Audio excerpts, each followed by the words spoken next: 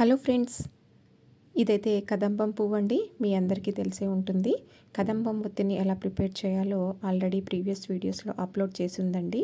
Interest ఉన్న వాళ్ళు ఒకసారి చూడండి.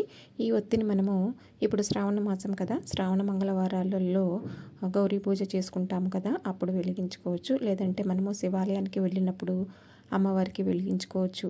లేదు అనుకుంటే ఎప్పుడైనా కానీ మనము మంగళవారము అమ్మవారికి పూజ చేసుకున్నప్పుడు వెలిగించుకోవచ్చు. లలిత సహస్రనామాలలో కదంబ వనవాసిని అని కూడా మీరు గమనించి ఉంటారు. ఈ కదంబం చెట్టు అనేది సాక్షాత్తు అమ్మవారి యొక్క స్వరూపము కాబట్టి ఈ పువ్వు అంటే అమ్మవారికి ఎంతో ప్రీతికరము. ఇప్పుడు ఎలా చేయాలో బ్రీఫ్గా అయితే నేను చెప్తానండి. ఇంట్రెస్ట్ ఉంటే వీడియో కూడా ఉంది, చూడండి. ఇవన్నీ కూడా మనకి 108 పెటల్స్ ఉంటాయంట అండి పువ్వులో కూడా. కాబట్టి మనము 108 ఒత్తులను అయితే చేసుకోవాలి. సన్నగా ఒత్తులుగా చేసుకొని 108 చేసుకొని 2 చివర్లు కలిపి పెట్టల్లాగా చేసుకోవాలి. అవన్నీ కూడా బంచ్గా చేసి పెట్టుకోవాలన్నమాట.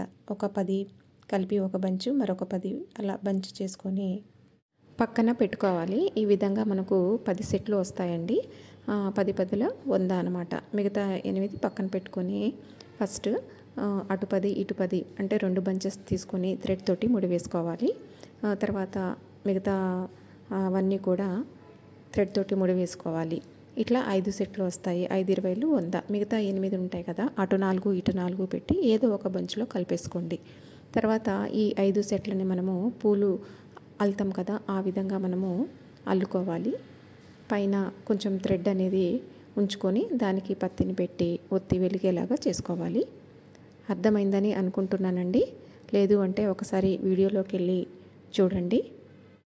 ఒత్తులు ప్లేలిస్ట్ ఉంటుందండి, అందులో చెక్ చేసుకున్నట్లయితే మీకు ఈజీగా దొరుకుతుంది. ఇప్పుడు శ్రావణ మాసం కదండి, అందుకనే నేను చెప్తున్నాను అనమాట. అంతేకాకుండా మంగళగౌరి ఒత్తి కూడా ఉందండి. మంగళగౌరి పూజ చేసుకుంటారు కదా, అప్పుడు వెలిగించుకోవచ్చు అనమాట. అది కూడా ప్లేలిస్ట్లో చూస్తే మీకు ఈజీగా దొరుకుతుంది. ఈ శ్రావణ మాసం అనే కాదండి, ఎప్పుడైనా కానీ మంగళవారాలలో మనము అమ్మవారి పూజ చేసుకున్నప్పుడు వెలిగించుకోవచ్చు. Thank you.